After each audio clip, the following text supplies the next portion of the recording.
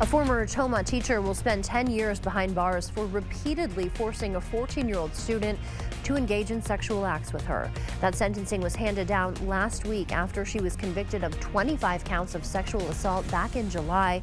Upon her release, Ann Nelson Koch will be supervised by the Department of Corrections for an additional 15 years. Monroe County officials are encouraging anyone else who may have been victimized by the former teacher to contact the Toma Police Department. The town of Campbell is suing manufacturers of the so-called forever chemicals known as PFAS. Online court records show the town filed a civil suit in La Crosse County Court in October. More than a dozen companies are named as defendants, including 3M and DuPont. News 8 Now has reached out to the town's legal representation for a copy of the filed complaint. What we can tell at this point is the lawsuit will argue the PFAS contained in residents' private wells have damaged their property values. Town residents have been on bottled water for 2 years now after news of the widespread contamination. Chronic wasting disease, an infectious disease spread through saliva, has been detected in a deer in Trempealeau County. That's according to the DNR. It's fatal for deer, moose, and elk. The infected deer was harvested in the town of Hale. This detection is prompting renewed bans on baiting and feeding in Trempealeau and Jackson counties. Madison Democrats are introducing bills they say will remove barriers to abortion. The state's 1849 ban outlaws most abortions right now, but a Dane County judge could strike that down. The Democrats' bills would remove requirements for abortion providers to have hospital admitting privileges and perform physical exams on those seeking abortions. They would also require healthcare providers to give medically accurate information to patients and not provide misinformation.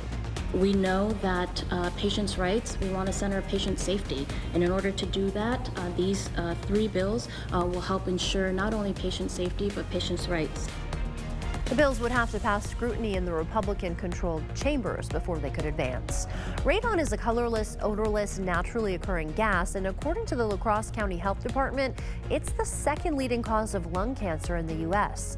In honor of Lung Cancer Awareness Month, the La Crosse County Health Department is offering free short-term radon test kits. Since radon is undetectable to humans, testing is the only way to determine if it's in your home.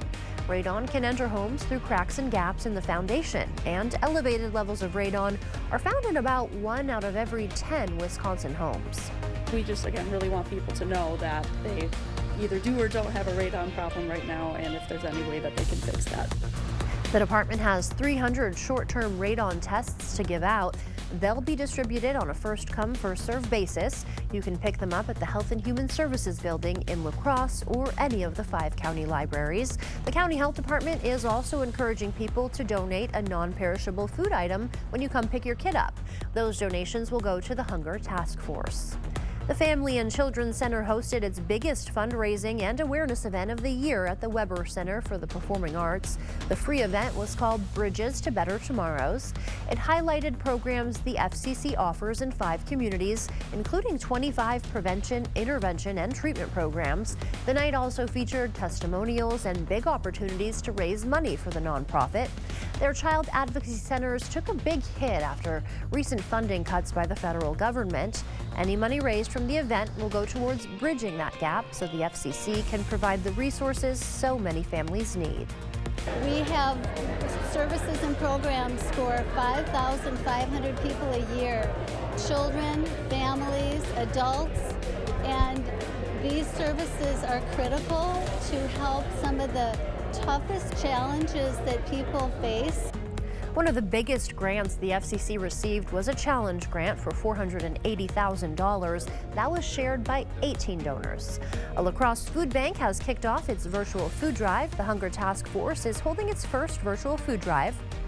Interested donors can log on to the Hunger Task Force website and shop for items to purchase for the food bank. We have that link for you on our website. The drive runs through the end of the year, but donations made now between November 28th will be matched up to $25,000 by another donor.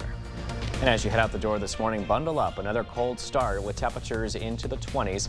We will be looking at increasing clouds here just a little bit before they decrease here as we head into this afternoon with Temperatures into the mid-40s. Heading into this afternoon under a mix of clouds and sunshine, light winds as well. 8-day forecast showing that we will be looking at highs into the 50s tomorrow and through this weekend. Only slight chances of rain here Saturday and Sunday. Much better chances of rain, though, heading into early next week on Monday.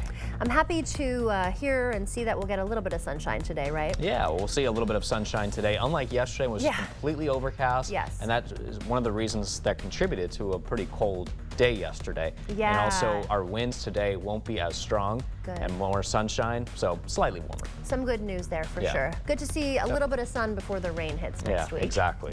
Well, thank you so much for joining us this morning. We will see you back here at noon, 5, 6, and 10. Have a great day.